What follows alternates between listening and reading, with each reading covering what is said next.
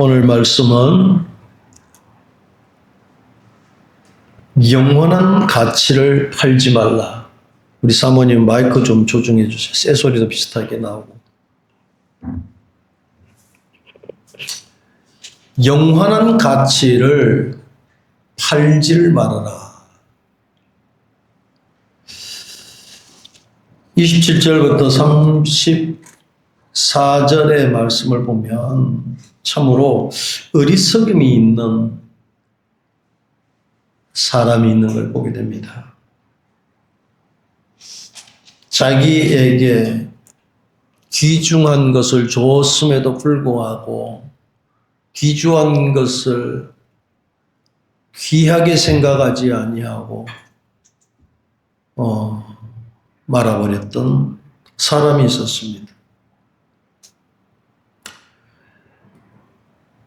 우리나라에도 장남이라고 하면 예전에는 굉장히 귀하게 생각했습니다.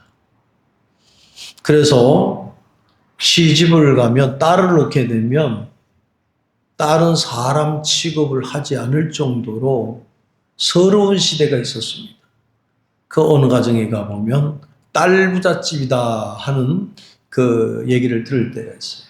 왜냐하면 아들을 낳겠다고 하다 보면 계속해서 놓고 그 놓다 보니까 나중에 끄트머리에 아들이 나오면 그때서야 이제 애를 안 낳는 말째라도 와야 되겠다. 그건 다행이라고 생각했겠죠. 또 나오지 아니하면 그 뭐 할 수 없지요. 이처럼 남존여비 사상이 우리나라에도 있었습니다. 그런데 오늘의 본문은 야곱과 에서의 말씀. 에서는 장자였습니다. 야곱은 차자였습니다. 그래서 동생이 되었습니다.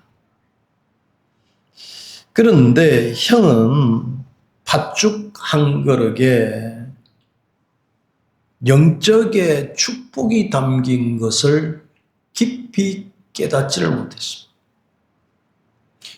그리고 그 장자의 명분을 아주 가치 없게 생각해서 동생에게 팔아 넘겼습니다. 33절의 말씀 보면 야곱이 이르되 오늘 내게 맹세하라. 에서가 맹세하고 장자의 명분을 야곱에게 판지라 했습니다. 이 말씀은 여러분 개인적으로 읽기도 하고 설교도 듣기도 하고 그랬을 것입니다. 또 들었어도 잊어먹을 수도 있습니다.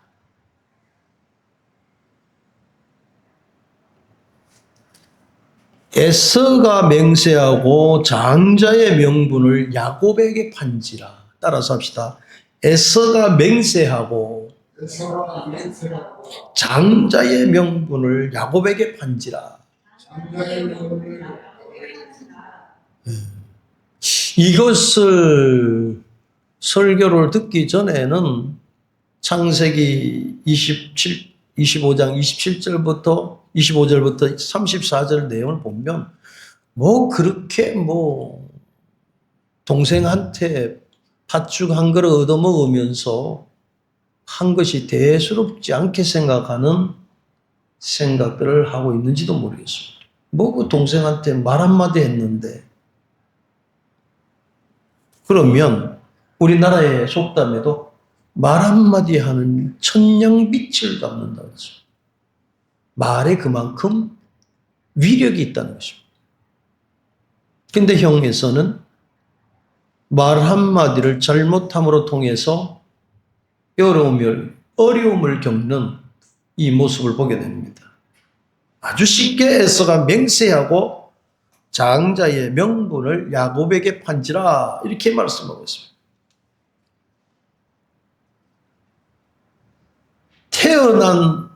장자로 태어난 사람이 바로 에서였고 차자로 태어난 사람이 야곱이었습니다.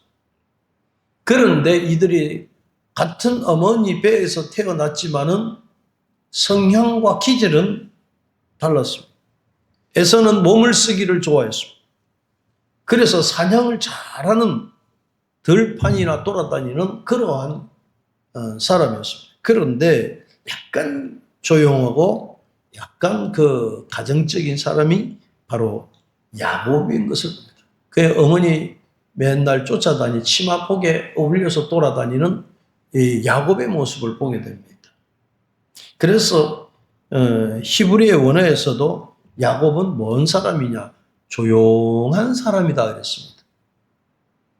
그리고 그는 장막에 거주하는 성실한 자다라는 이름을 갖고 있습니다. 그러니까 주로 집에 머물러 있었던 사람이다. 네, 그렇습니다. 이렇게 야곱이 이제 기회가 왔습니다. 왜 기회가 왔느냐 하면 야곱은 형이 되지 못한 것에 대해서 더 나아가서 장자의 축복을 못 받는 것에 대해서 늘 마음이 불편했습니다. 근데 포착이 됩니다. 에서가 들판에 있다가 돌아올 때 너무너무나 배가 고팠습니다. 마침 야곱이 그 맛있는 팥죽을 끓게 됐습니다. 우리나라가 생각하는 팥죽만 넣어가지고 끓는 그런 거라고 생각하지 않습니다. 여러 가지 곡물을 집어넣어가지고 끓인 죽이었습니다. 마침 야곱이 이것을 끓이고 있습니다. 얼마나 여러분 보면 그 여성적인 면이 있지 않겠습니까? 어머니를 잘 도왔었어요. 그래서 팥죽을 끓이고 있었습니다. 에서가 말합니다. 야곱에게 말하기에 내가 지금 피곤하니 붉은 것을 내가 먹게 해라. 그 팥죽 한 그릇을 나한테 먹게 했으면 좋겠다 이 뜻이죠. 그 붉은 것을 내가 먹게 하라. 이때 야곱은 그 기회를 놓치지 않고 말합니다. 형의 장자를 오늘 내게 넘겨라. 내게 팔으라는 것입니다. 에서가 그럽니다. 쉽게 대답합니다. 내가 죽게 되었으니 이 장자의 명분이 내게 무엇이 유익하겠느냐. 결국은 장자의 명분을 팥죽 한 그릇과 바꿔버리게 된 사건. 이것을 보고 바로 경홀히 여긴 에서의 태도에 말씀하고 있습니다. 명분을 중요시 여기지 못한 에서의 마음가짐이라는 것이죠. 지금도 사탄 마귀는요, 우리에게 정욕적인 것, 쾌락적인 것을 갖다 들이밀고 있습니다. 그리고 나서는 영원한 그 고귀한 것을 정신을 못 차리게 한 동시에 뺏어 가버리고 맙니다. 우리는 영혼의 가치, 진리와 믿음을 거짓되고 일시적인 비진리와 바꿔버리는 그런 어리석은 성도가 되어서는 아니 된다는 말씀입니다. 이것이 너무 중요합니다. 조석변으로 변하는 사람들, 아침에 이런 말을 했다가 저녁에 이렇게 말을 하고 빈대떡 뒤집듯이 빼딱빼딱 뒤집는 사람들, 신앙 관점에서 봐더라도 참 구역질 나는 사람들, 일반 사람들이 살 때도 그런 사람이 환영받지 못합니다. 하물며 신앙관에서, 하물며 하나님을 믿는다고 한다는 사람마저도 여러분 심각하지 않습니까? 잠언서 23장 23절에는 진리를 사고서 팔지 말며 지혜와 훈계와 명철도 그러할지니라 이 말씀하거든요. 여기서 진리를 사라는 말씀이 나와요. 그러니까 사라 그랬으니까 돈 주고 사면 되겠지. 진리를 돈을 주면 되겠지라고 하는 생각을 하는 거예요. 아닙니다.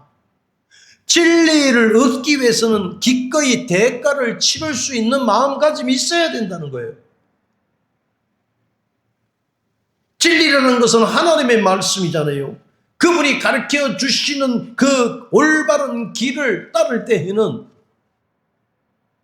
우리가 사모하면서 따라야 돼요. 주님을 쫓은 진리의 말씀도 나를 따라오려거든 너의 십자가를 지고 쫓아오너라 그랬어요. 그렇습니다. 기꺼이 대가를 치르지 않고서는 그 길을 갈 수 없다는 것이잖아요. 마이크 수정 좀 하세요. 쇳소리가 나요. 지혜는 뭘까요? 늘 우리가 신앙생활하면서 지혜를 구하는데 지혜라는 거는요, 무엇이 옳고 무엇이 바르고 이 판단력이 있어야 되는 능력을 말하는 거예요. 이것은 지식이 많고 많이 배웠고 경험이 많고 이거하고 상관이 없습니다. 하나님의 말씀을 듣고서 이것이 옳은지 옳지 않은지 바로 판단하고 판독하고 할 수 있는 그런 것을 지혜라고 말씀하고 있습니다. 그러면 훈계는 뭘까요? 잘못을 깨닫고 고쳐가는 것을 말하고 있습니다. 명철은 말 그대로 깨달아서 어떠한 사물을 올바르게 이해하는 것을 명철이다. 그러면 진리를 사고서 팔지 말며 지혜와 훈계와 명철도 그리할지니라고 말씀하거든요. 하나님의 진리의 말씀을 가치없이 생각하지 말고 받아들이고 따를 수 있는 올바른 길을 가는 성도라면 지혜도 필요하고 때로는 하나님의 말씀을 통해서 내가 고쳐갈 것은 고쳐가면서 깨달을 수 있는 삶이 진리를 따르는 성도들의 삶이다. 예. 그래서 우리는 여기서 특히 진리를 사고서 팔지 말며 애매모호하지요. 우리 한글 성경에 나올 때는 좀 애매모호하지만은요. 여기서 뭐냐 하면 팔지는 말라는 표현은 세상의 이익이나 편안함 때문에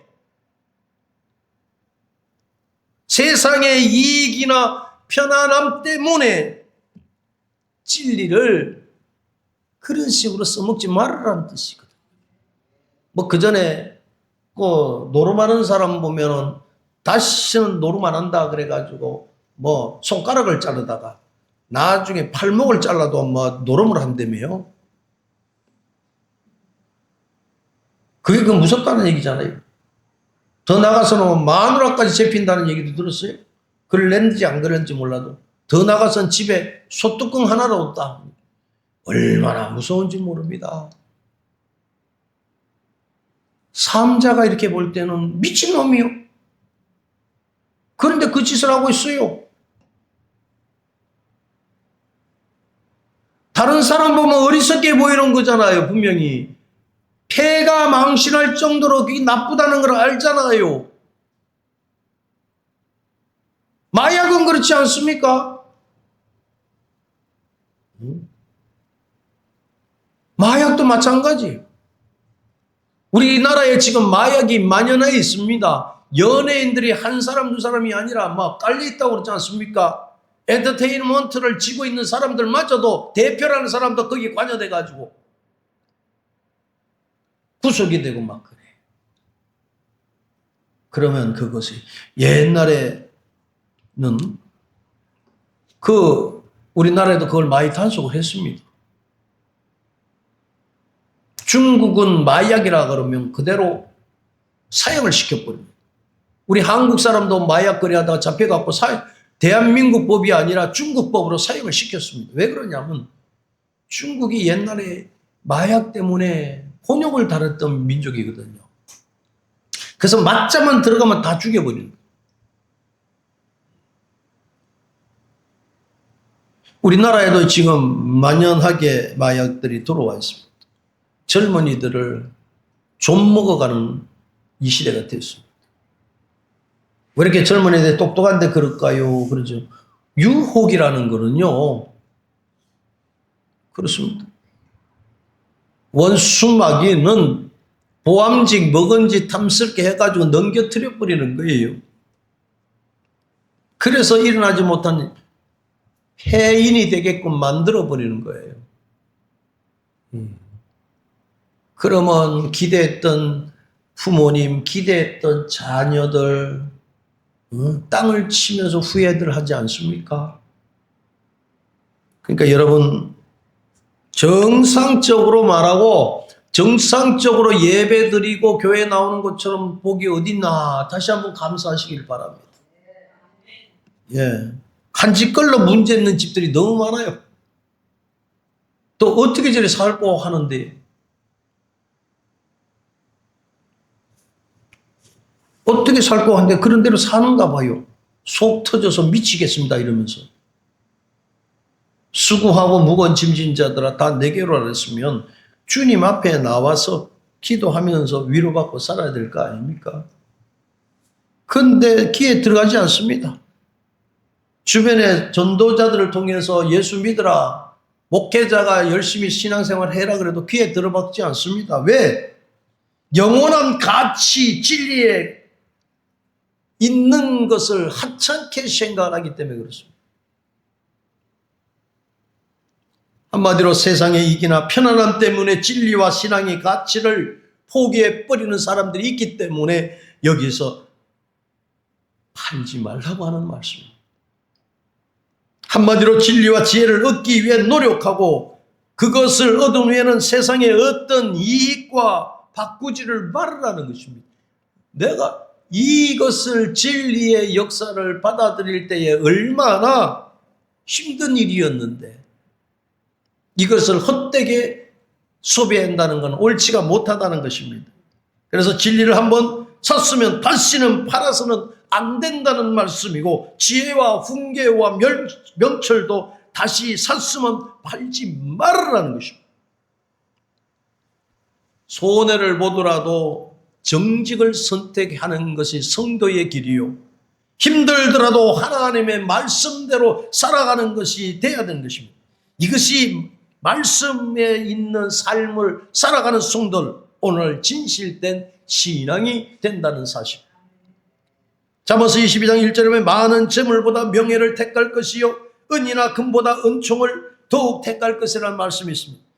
여기에 말씀은 많은 재물보다, 이 말씀은 돈이나 재산보다도 좋은 평판과 사람에게 받은 은혜가 더 중요하다, 신뢰가 더 귀하다고 하는 것을 말씀을 하고 있습니다. 재물보다 명예가 낫다는 말씀이거든요. 은이나 금보다 하나님의 은총이 훨씬 더 낫다고 하는 말씀이에요. 근데 사실 많은 재물보다 명예가 더 중요하고 금이나 은보다 하나님의 은총을 받는 것이 더 중요하다고 말씀하지만 한편으로는 그럴까요? 라고 하는 생각도 가질 수 있습니다. 사람이 하나님 앞에 은총을 귀중한 것으로 여김을 받으면 금이나 은뿐 아니라 필요한 모든 것이 따라오게 되어 있다는 것입니다. 사랑하는 성도 여러분, 세상에는 얼마나 많은 사람들이 돈 몇 푼 때문에 깨끗한 양심을 팔아먹고 사는 사람이 있지 않습니까?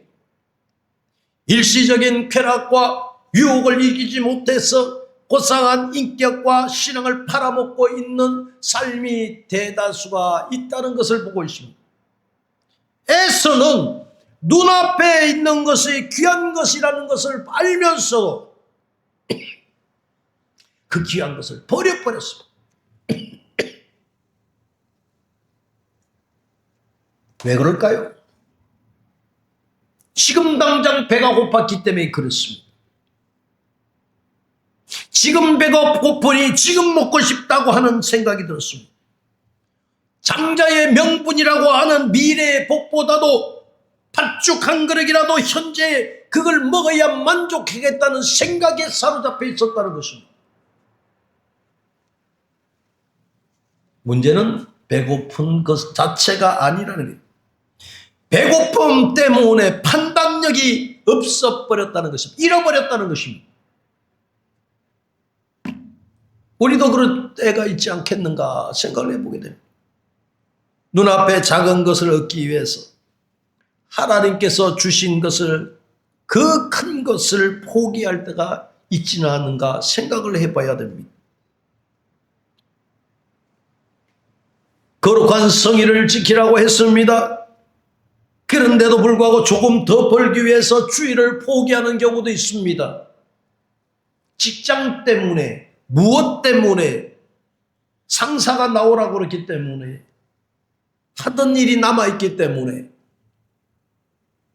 때문이라고 하는 것을 선택합니다. 조금 더 편하기 위해서 때로는 기도합시다 그러면 기도도 포기하는 경우도 있습니다. 사람들에게 인정받기 위해서 믿음을 타협하는 경우도 있습니다. 잠깐의 즐거움을 위해서 영적인 순결을 버리는 경우도 있습니다. 하나님이 주신 큰 것을 포기하는 삶. 그러나 시간이 지나면 깨닫습니다. 내가 너무 귀한 것을 작은 것과 바꿔버렸구나. 그때 좀 열심히 신앙생활을 할 거.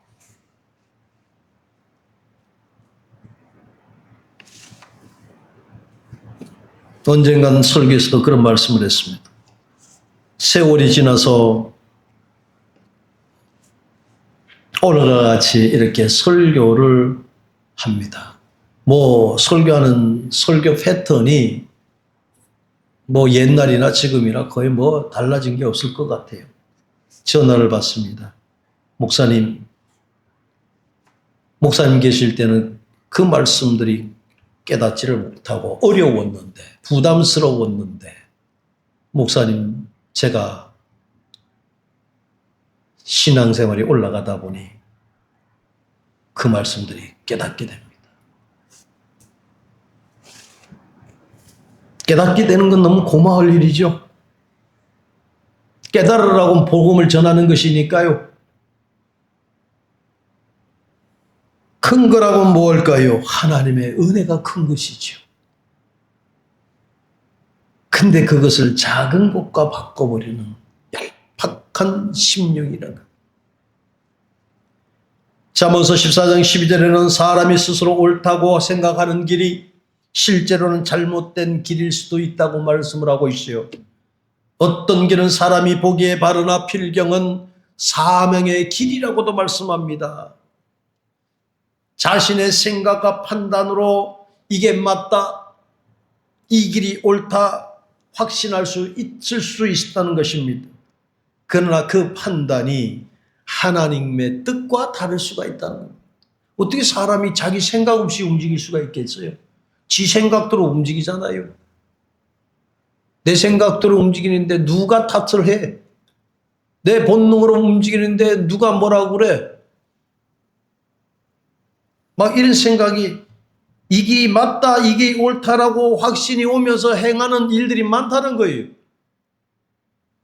결국 자신에게 해로운 결과가 가져올 수 있다는 것을 깨닫지 못하면서 말이죠. 그래서 여기에 사망의 길이라는 건 단순히 육체적인 죽음만을 뜻하는 것이 아니라 영적 죽음을 더 말하고 있습니다. 영적 죽음이라는 것은 하나님과 멀어지게 되고 결국 파괴되고 심판으로 이어진다는 것을 가리키는 말씀. 내 생각이 옳다고 해서 반드시 옳은 건 아니라는 것입니다. 사람들이 부부간에 의견이 안 맞을 때 왜 안 맞는 줄 아십니까? 이것이 옳다고 자기 주장이 내세우기 때문에 안 오는 것입니다. 내 생각이 이것이 옳다고 그러면 이쪽은 안 옳다고 그럽니다. 이쪽이 더 옳다고 그러고, 그래서 부부가 싸움을 하고 의견이 안 맞는 거예요. 중요한 것을 선택할 때는 내 감정, 내 경험을 의지하지를 마시기를 바랍니다. 하나님 말씀의 뜻을 물어볼 수 있는 내가 이 가는 길을 아버지 뜻에 합당한 것인가를 물어볼 수 있는 그것이 더 필요하다는 사실입니다. 잠언서 14장 12절에는 내가 옳다고 확신하는 것조차 하나님 앞에서 다시 점검하라고 말씀하고 있거든요. 점검하라는 것은 지혜의 말씀이에요. 그래서 예수 믿는 사람은 지혜로운 사람이 돼야 된다. 잠언서 3장 5절 6절의 말씀을 보면 내 명철을 의지하지 말라고 했지요. 그렇습니다. 내 생각과 판단만 의지 말고 하나님을 온전히 신뢰하라고 그분의 뜻을 구하라고 말씀하잖아요. 너는 범사에 마음을 다하여 여호와를 신뢰하고 내 명철을 의지하지 말라. 너는 범사를 그를 인정하라고 했습니다. 그리하면 내 길을 지도하신다. 3장 5절의 말씀은 마음을 다하여 여호와를 신뢰하라는 거예요. 하나님을 부분적으로가 아니라 온 마음을 다해서 믿고 의지를 하라는 거예요. 네. 그리고 범사에 그를 인정하라. 그를 인정하라. 교회에 있을 때만 하나님을 생각하는 것이 아니라 직장이나 가정이나 사람과의 만남, 인간관계에 어떠한 결정을 하든 어떠한 일을 해 나가든 모든 영역에서 하나님을 인정하고 그분의 뜻을 구할 수 있는 삶이 될 것이다. 그러면 어떻게 하냐? 그분이 내 길을 지도하시리라. 하나님을 신뢰하고 본 마음이 생기죠. 그 삶의 중심을 여기다 모실 때에 하나님께서는 우리의 삶과 방향의 걸음걸이를 인도하고 계신다는 사실입니다. 이처럼 놀라운 역사가 어디 있겠습니까? 14장 2절에도 내가 보기에 옳은 길이라 해서 반드시 옳은 길이 아니라고 말씀했는데 잠언서 3장 5절부터 6절을 보면 내 판단을 의지 말고 하나님을 신뢰하라고 그랬습니다. 그분이 인도를 구할 수 있는 지혜로움이 우리에게 꼭 필요한 줄로 믿습니다. 한마디로는 정리를 하면 내가 다 알고 있다고 생각하지 말으라는 거예요.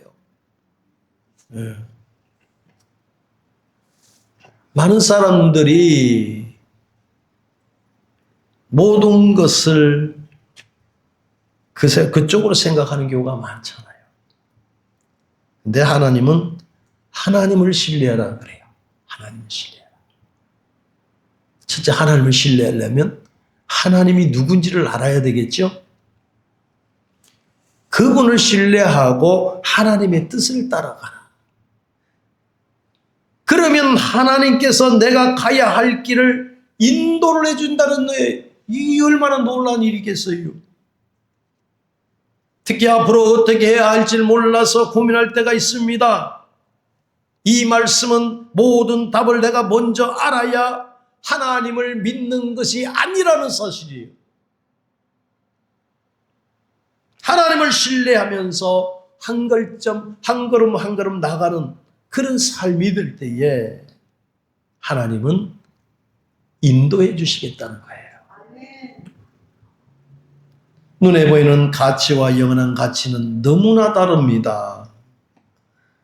육신의 정욕과 당장 눈앞에 보이는 이익을 경계를 하는 훈련이 필요합니다. 우리는 살아가면서 에서처럼 영적인 가치보다 눈에 보이는 쾌락, 물질, 성공, 안위를 우선시하는 때가 너무나 많습니다.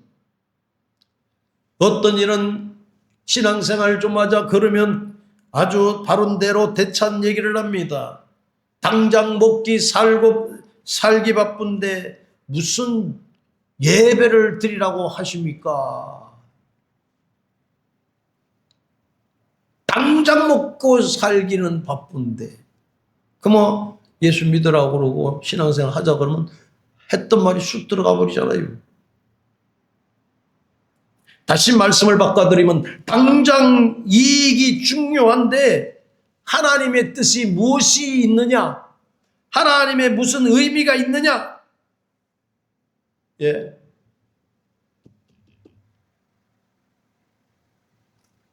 하나님에 대한 것. 신앙의 본질을 뒷전으로 밀어버리는 것. 당장 내 코앞에 이득이 눈에 어른거리니까. 에서는 영적인 장자권을 팥죽 한 그릇에 바꿔버리는 어리석인 삶을 살았다는 말씀이에요. 에서는 배고픈 것을 참지 못해서 팥죽 한 그릇에 장자권을 바꿔먹고 천추의 한을 남기고 통곡을 하는 눈물을 흘리는 그 모습을 보게 됩니다. 어디 있냐고요? 창세기 27장 38절 한번 읽어봅시다. 내 아버지가 물고기 하나뿐이니까 내 아버지에게 축복하소서. 그리고 그의 앞에서 소리를 내어 부르니. 네, 아버지한테 축복해달라는 거예요. 근데 이미 아버지가 누구한테 축복해 줬어요? 야곱에게지. 그 뭐 입으로 한번 내질렀던 건데 뭐 그 대단하게 생각했겠어요. 그러니까 가볍게 여긴 거예요. 약속은 말해도 약속은 약속이잖아요. 오직 하면 입으로 시인해서 의에 이른다 그랬잖아요. 예수 믿는 사람은 입을 잘 놀려야 돼요. 따라서 입을 잘 놀려야 복을 받는다. 입을 잘 놀리려면 어떻게 해요? 그 복 받으려면 어떻게 해야 되냐고. 입을 잘 놀린다. 그러면 입을 잘 놀리면 복을 받는데 어떻게 복을 받아? 하나님 앞에? 그러면 하나님 주신 복을 받지 지금 누구의 복을 받고 있어? 제가 말씀드린 의예는 하나님을 찬양하는 입이 돼야 돼. 응? 하나님의 복음의 말씀을 전하는 입이 돼야 돼요. 하나님께 기도하는 입이 돼야 돼요. 이것이 바로 복을 받을 길. 험담한 거 안 좋아해요. 시기 질투하는 마음을 가지고 뜯어보세요. 그 사람 복 받고 살겠나? 안 살아요. 못 삽니다. 우리 예수 믿는 사람은 하나님을 중심으로 두고 있는 마음가짐이 필요합니다. 에서는 이것을 놓쳤어요. 매우 슬퍼하며 말합니다. 아버지 축복이 그거 하나뿐입니까? 저에게도 축복해 주세요. 이미 배는 떠났다.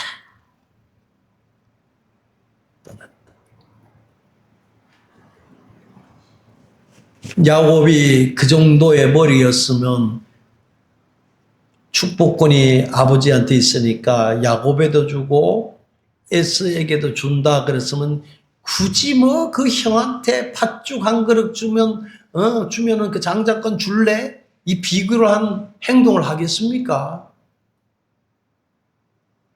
안 그래도 얻을 건데 뭘 그렇게 받겠어요?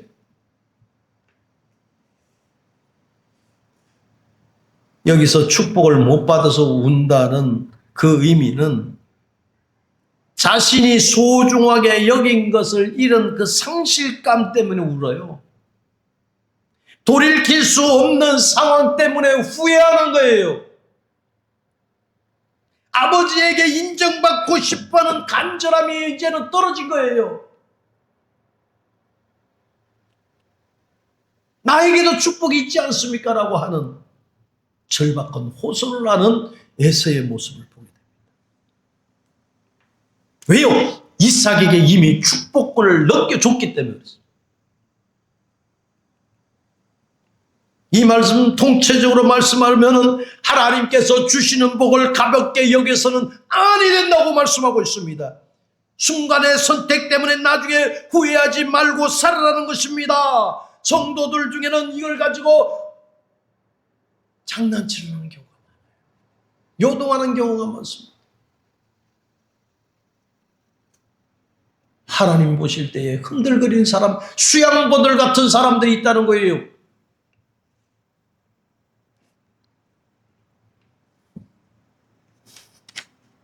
하나님 앞에 심판대 앞에 섰을 때에 뭐라고 내가 명함을 낼지.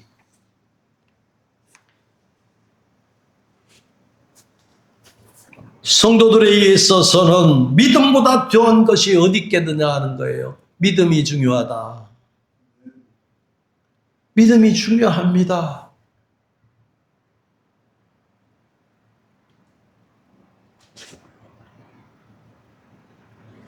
다른 사람은 이미 지옥구덩이 가는 사람은 하나님 관여하지 않지만 피로 값주시면서까지 십자가를 지며 기뻐하시며 십자가에 매달리신 주님을 진실되게 믿는 성도라면 일시적인 쾌락이나 기쁨 때문에 신앙을 팔아먹는 자가 되지 않아야 되지 않겠나요? 팔아먹는 자가 어떻게 했어요? 가룟 유다는요. 결말이 참 옳지 않았습니다.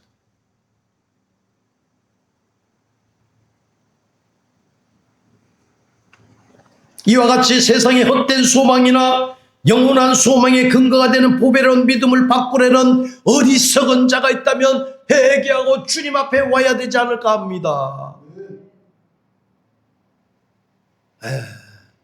주님이 뭐라 그런 줄 알아요?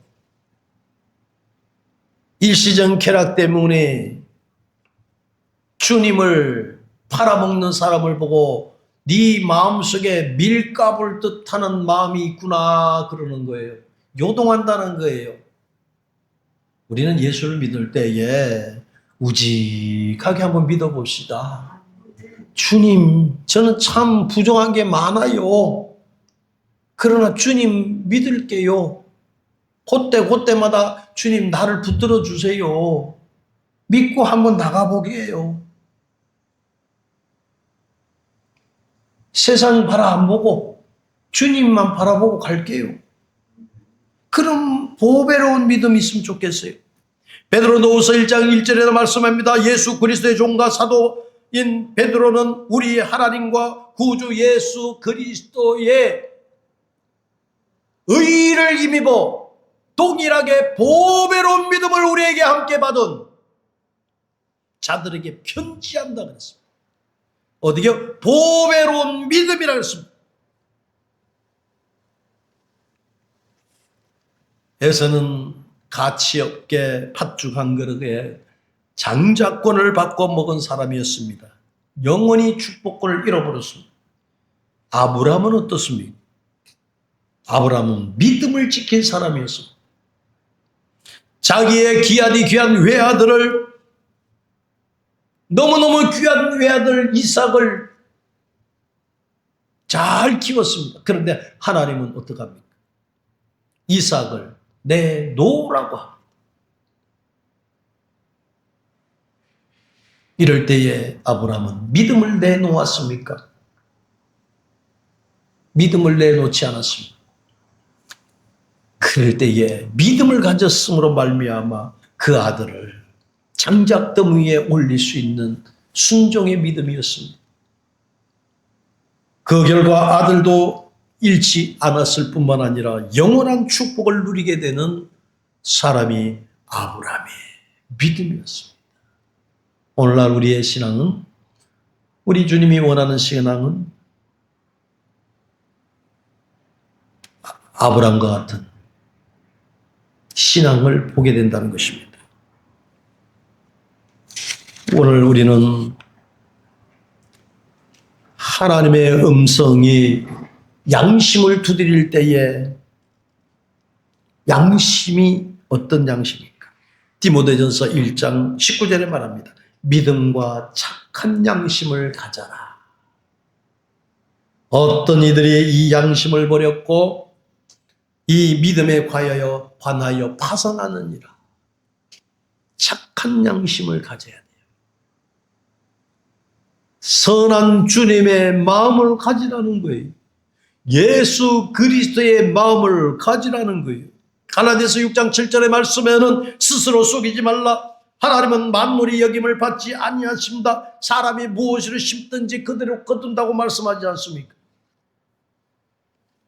얼마 전에 뉴스를 보는데 일망타진하는 그 뉴스를 봤습니다. 그것은 바로 보이스피싱. 더 화가 나는 건 중국 놈들은 뭐 보이시핑에서 대한민국 사람 등쳐먹고 가는 그런 도둑놈 새끼들이 있지만은 욕해서 죄송합니다. 그놈들은 욕을 얻어먹어야 돼요. 문제는 대한민국 사람이 얄팍한 생각으로 대한민국 사람들에게 전화지르려고 해서 보이시피싱을 해서 돈을 뜯어먹는 흡혈귀 같은 더러운 인간들이 있어요.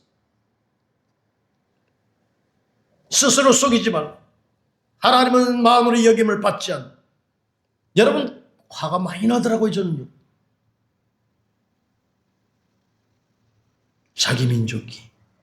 자기 민족의 빨대를 꽂아요.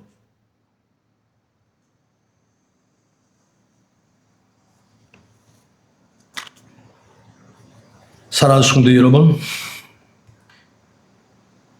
왜 여기에서는 문제가 못 가요?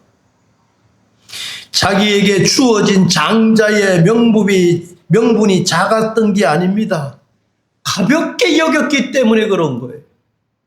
하나님께서 주신 것을 귀하지 않는 것이 어디 있겠느냐 이거예요. 응? 우리에게 하나님 모든 걸 주셨을 때 귀하지 않는 것이 어디 있겠어요? 대통령이 시계 하나만 줘도 좋아갖고 막 이루고 다니는데. 근데 요즘에는 당근에 보니까 시계들이 나오더라고요. 그러니까 대통령이 인기 있는 시계는 주는 시계, 인기가 있는 시계는 잘 안 나오는데 시대적으로 인기가 없는 시계는 막 내놓나 봐요. 뚝 보니까 누구야? 나도 안 겠겠다. 돈 주고는 안 사겠다. 그저 주면 뭐 시계라도 맞으니까 들고 다니지 몰라. 하나님께서 주신 것을 귀하게 여기지 않는 것. 예수 믿으십시오. 얼마나 구원이 귀하겠습니까? 예배를 같이 드립시다. 오직 하면은 먹을 데가 없으면 우리 교회와 점심시간에 밥이 맛있습니다. 와서 점심도 먹고 예배 드립시다. 예배를 드리자는 것은 말씀을 들어야 귀가 열리지 않겠습니까? 해서 말씀과 예배와 구원이나 기도는 다 중요하고 귀한 것이에요. 이 귀한 것을 가볍게 여기라.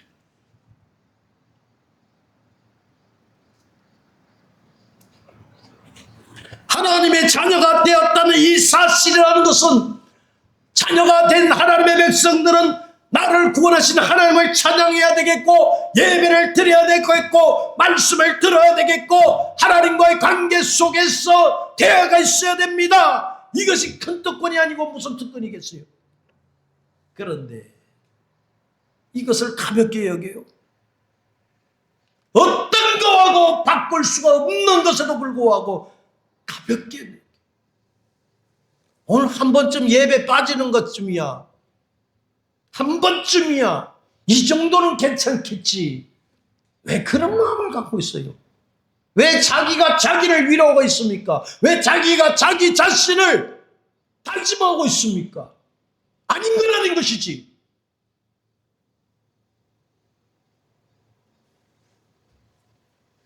아닌 건 아닌 것이지. 불효자가 왜 불효자인 줄 압니까? 지를 낳아준 부모에게 제대로 뭐하는 게 불효자 아닙니까? 지 잘난 맛에 산다고 지 불효자 아닙니까? 지를 낳아줬으니까 용돈도 주고 교육도 시키니까 의무래요. 그 미친 소리가 있는 사람도 있어요. 하나님이 피땀으로 산 하나님의 자녀인 거예요. 그런데 어떻게 한 번쯤이하고 왜 자기 자신이 그거에 빠져서 합리화를 시킵니까? 예배를 빠졌으면 좀 송구한 생각, 하나님 죄송합니다라고 적어도 그런 마음을 가지면 옳지 않을까요? 왜 자기 중심적으로 살아갑니까? 하나님이 그런 만큼 가치가 없는 하나님이십니까? 사탄은 그런 마음을 집어넣습니다. 사탄의 전략 가운데 오늘 하루쯤이야 한 번쯤 선악과를 따먹으면 어떠냐? 여러분 타협으로 들어가면 볼장 다 보는 거예요. 신앙의 선진들이 타협으로 살다가 갔습니까?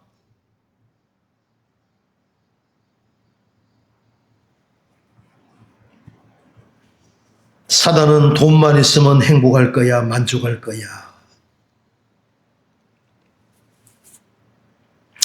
어느 분이 오래간만에 이렇게 보니까 뭐 유건사님도 이렇게 보니까 자기가 사진 찍는 거 이렇게 하면 큰 화면으로 뜨더라고요. 나도 뜨는지 안 뜨는지 몰라도 뭐 밤에 전경도 나오고 나무도 나오고 그래요. 근데 어떤 오래간 한 8, 9년 만에 어떤 분이 그 이렇게 사진이 다 올랐는데 넓은 초원에 나무가 쫙 푸른 밭에 누군가 폼을 탁 잡고 있어요. 골프채 하나를 탁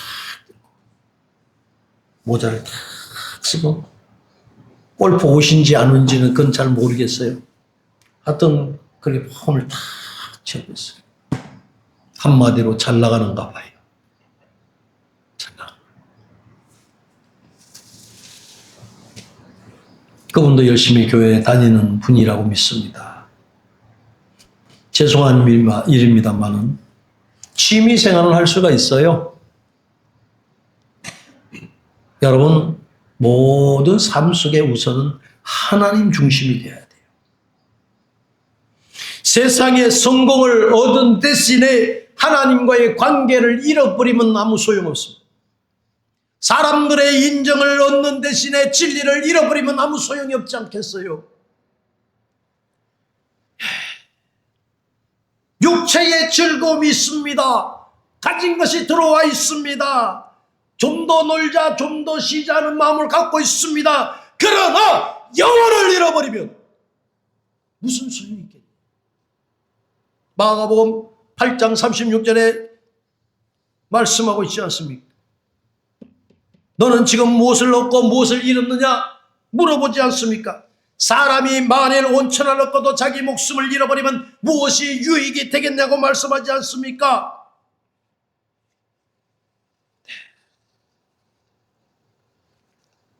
영원한 것은 잠시에 만족하는 것과 바꾸는 것은 아닙니다. 아니에요. 하나님께서 주신 믿음은 세상에 아무리 작은 그 유혹이 있다 할지라도 바꿔서는 안 됩니다. 기도 시간을 내서 하나님 앞에 기도해야 되는데 기도의 시간보다도 휴대전화에 마음을 바뀌어가지고 있다면 그것은 하나님이 원치 않을 것입니다. 말씀의 시간을 사모잡고 할 때에 세상의 오락에 빠져가 있는 것조차도 하나님은 원치 않고 있습니다. 더 나아가서는 하나님의 뜻을 내 욕심과 바꿔버리는 모습입니다. 순간에는 잘 살고 있는 걸로. 그러나 시간이 지나면 깨닫게 될 것입니다. 내가 얻은 것은 작은 것이고 내가 잃은 것은 너무나 큰 것이라는 것을 좀 더 예수를 잘 믿을 것. 하나님께서 나에게 힘을 줄 때 좀 더 기도를 열심히 할 걸. 좀 더 전도를 열심히 할 것. 베드로전서 1장 15절 16절을 말씀하지 않습니까? 어리석게 성결과 거룩을 바꿔버리는 사람이 있다는 것입니다. 주님은 말합니다. 내가 거룩하니 너희도 거룩할지니라.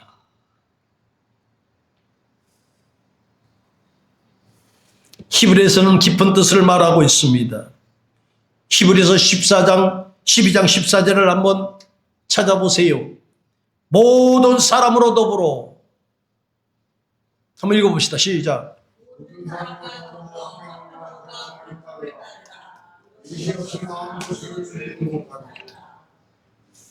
이것이 없이는 아무도 주를 보지 못하니라.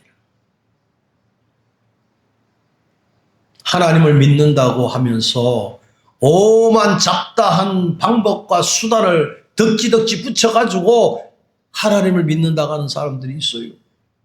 여러분 착각하지 마세요. 그것은 오늘 말씀대로 주는 못 따라요. 십자가가 안 보이는데 어떻게 주를 쫓아갈 수가 있겠습니까? 사사기에 나오는 삼손은 나실인이었습니다. 어릴 때부터 머리에 삭도를 대지 않습니다. 어릴 때부터 그대로 하나님 자녀라고 그대로 키웠습니다. 거룩한 사람이요 구별된 사람이었지 않습니까? 근데 그걸 지키지 못했어요. 누가요? 삼손.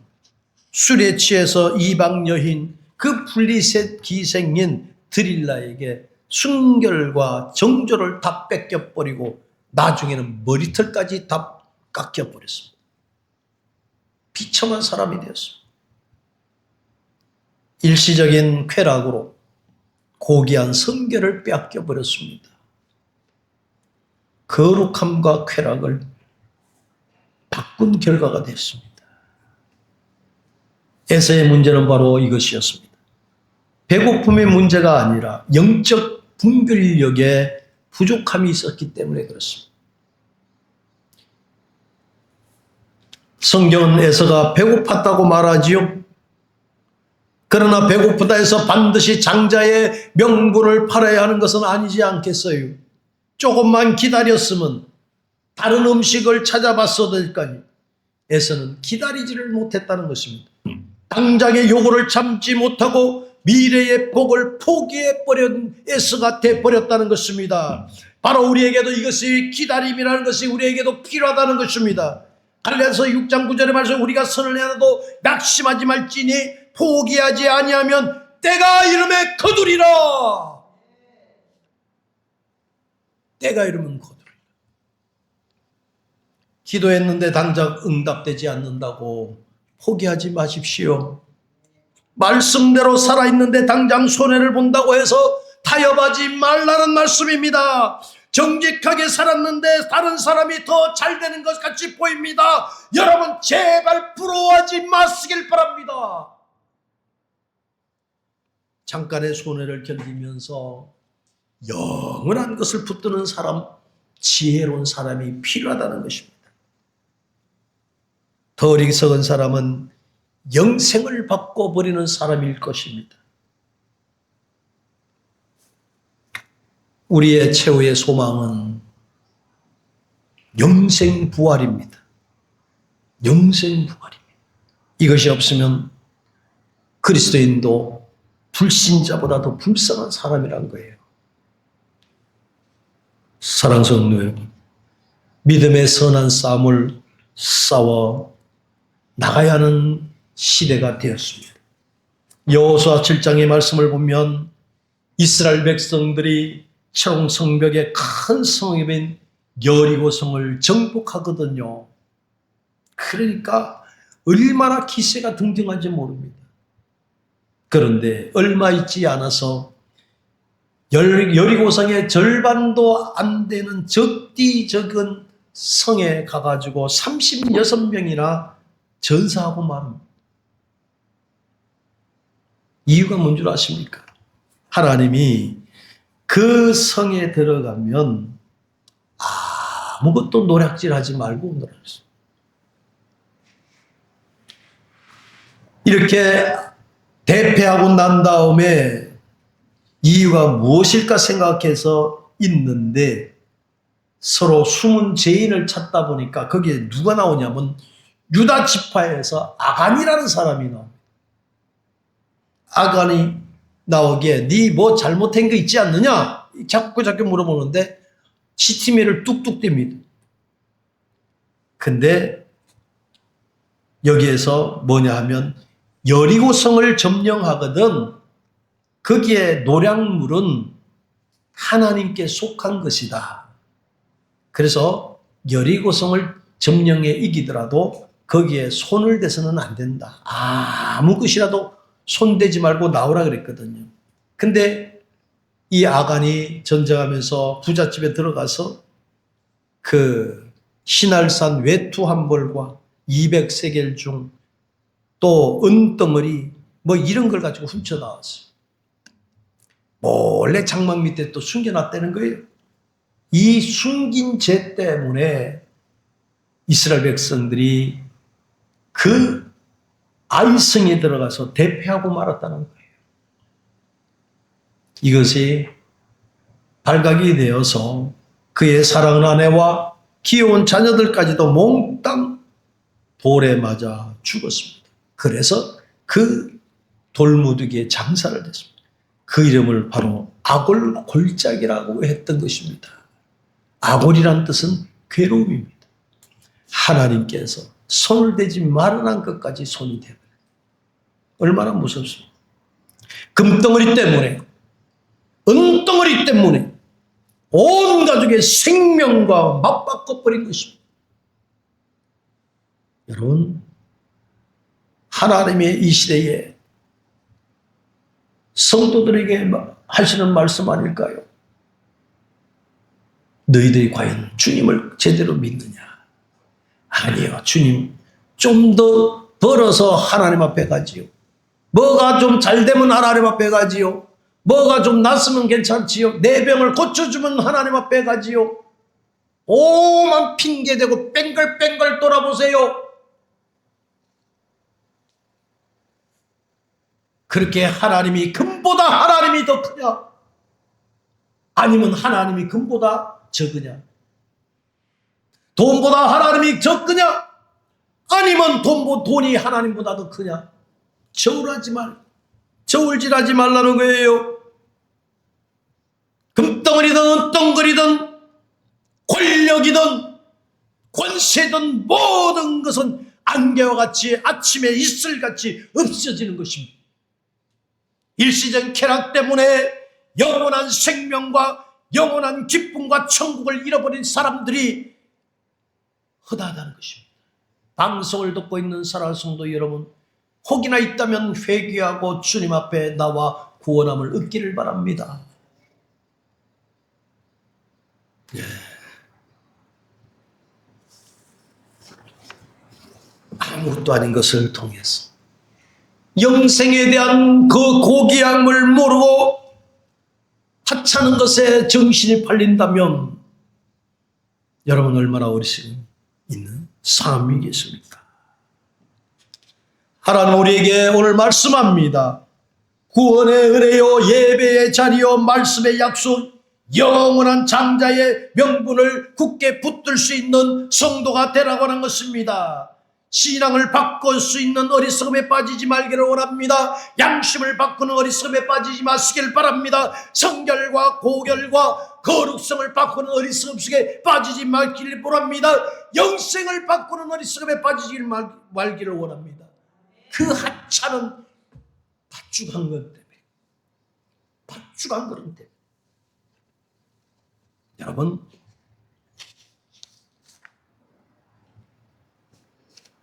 우리 예수님은 어리석은 것에 마음을 바꾸지 않으셨습니다. 에서는 자신의 팥죽 한 그릇 때문에 그릇을 바꿨습니다.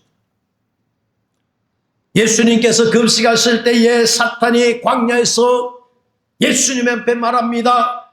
세상의 영광을 보여주면서 유혹을 합니다. 그러나 예수님은 거기에 넘어가지 않습니다. 세상의 영광을 위해서 그 길을 선택하지 않았다는 말씀이에요. 오히려 주님은 십자가의 길을 선택했습니다. 오히려 주님은 고난과 희생과 순종을 선택했습니다. 왜일까요? 우리의 영원한 구원을 위해서입니다. 히브리서 12장 2절에는 우리에게 답을 주십니다. 그 앞에 있는 기쁨을 위하여 십자가를 참는다고 말씀하고 있습니다. 예수님은 현재 고난보다도 미래의 영광을 바라보면서 그 십자가를 참으셨다는 것입니다. 사랑하는 성도 여러분, 우리는 하나님의 말씀을 붙들고 살아야 됩니다. 영원한 것을 바라보면서 살아야 됩니다. 우리가 주목하는 것은, 보이는 것은 잠깐 보이는 것입니다. 보이지 않는 영원함을 바라보는 신앙이 되시기를 바랍니다. 이 무더운 여름 10시에 여러분들을 많이 흔드는 경우가 있습니다. 그렇습니다. 그러나 여러분, 정말 세상에 살면서 이 더위와 싸웠고 환경과 싸워서 오늘 주님 앞에 나왔습니다. 그렇습니다. 이 믿음을 가지고 굳건하게 주님 모실 때까지 정말로 지혜로운 성도가 되어서 승리하는 삶이 되기를 주님의 이름으로 축원을 드립니다. 그러하신 아버지 하나님, 오늘 예서를 통해서 어리석음이 너무나 하나님 앞에 옳지 못하는 것을 증거했습니다.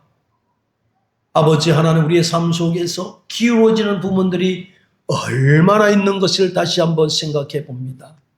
하나님께서 예수 그리스도를 이 땅에 보내주셔서 우리를 구원하신 그 귀중한 것을 통하여 우리가 믿음 생활을 하게 하심을 감사함을 드립니다. 이 귀중한 것을 값싼 팥죽 한 그릇에 흔들려버리는 어리석음에 빠지 않도록 우리를 붙드셔서 늘 믿음을 가지고 승리의 길로 나갈 수 있는 삶이 이루어지게 도와주옵소서. 예수님의 이름으로 감사하며 기도 올립니다. 아멘.